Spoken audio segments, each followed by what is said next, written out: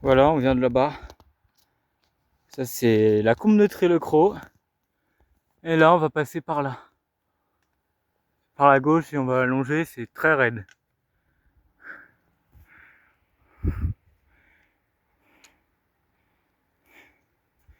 Il y a une belle vue, on voit pas le Mont Blanc, il est dans les nuages, mais voilà.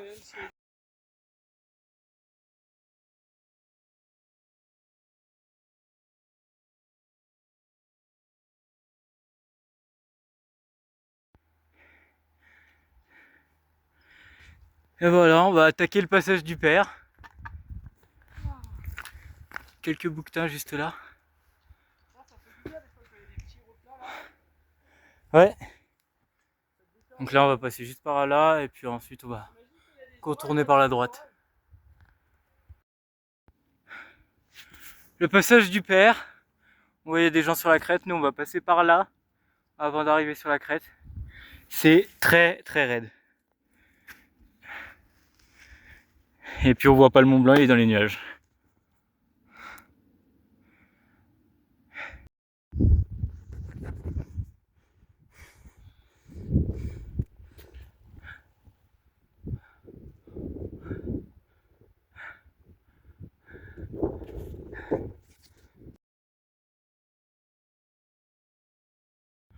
Pour l'instant tout va bien, on est pas loin de l'arrivée. Et voilà. Toujours le Mont Blanc dans les nuages. Une pente extrêmement raide. Voilà, je suis vraiment pas serein. Guilhem non plus. Et là-bas, il se pose tranquillement le bouquetin. Voilà.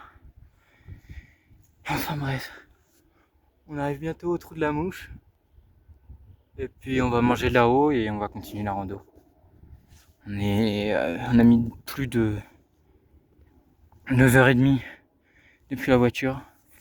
En même temps, vu la pente, on avance très lentement. Vaut mieux avancer en sécurité que en vitesse. Voilà, après la suite, ça va être un peu plus tranquille.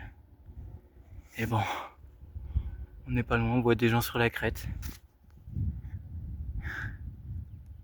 Voilà, le passage du Père à éviter en été quand même. Ça se fait, mais à vos risques et périls.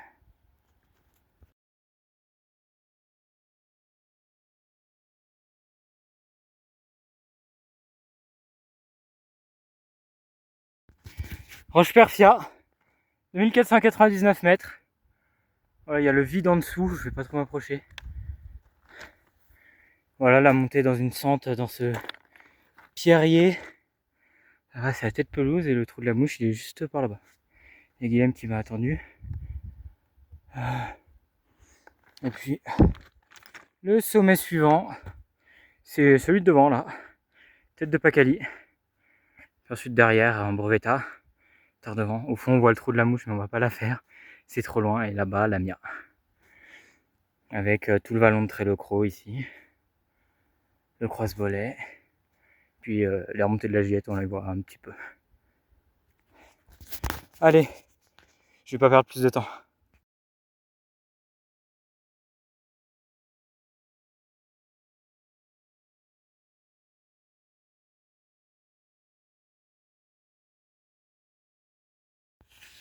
On va pas quitter cette combe pour aller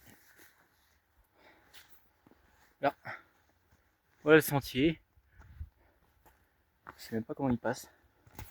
Il y a des gens qui sont passés tout à l'heure. Ouais, c'est vraiment limite, mais bon. Moins exposé que tout à l'heure. On peut pas voir, mais là-bas il y a le lac de Tardevant. On va le voir tout à l'heure. On va arriver sur ce sommet-là. Et enfin, on va faire les deux. Voilà.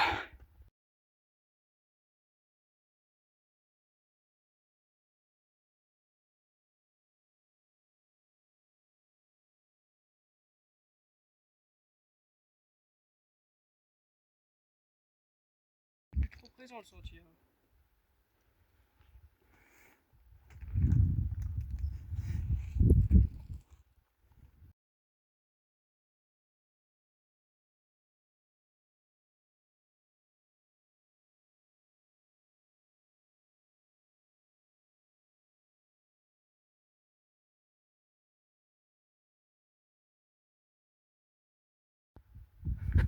l'Ambroveta, terre devant, et là la suite.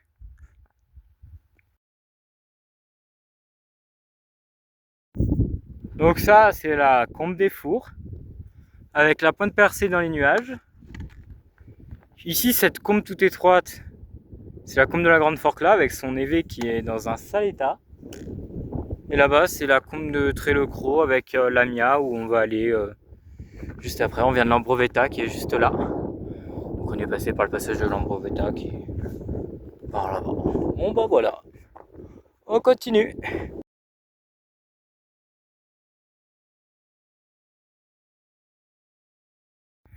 L'Amia, dernier sommet. Après le trou de la Mouche, la Roche-Perfia, la tête de Pacali, l'Ambroveta et Tardement qui est derrière. Voilà, on est descendu par ce petit passage là. Et puis on a suivi la crête jusqu'au passage de la Grande Forclaz avant de redescendre jusqu'au col et remonter à l'Amia. Maintenant il faut descendre jusqu'à la voiture. Combe de Trélecros, il y a de ces grottes. T'as pas envie de tomber dedans.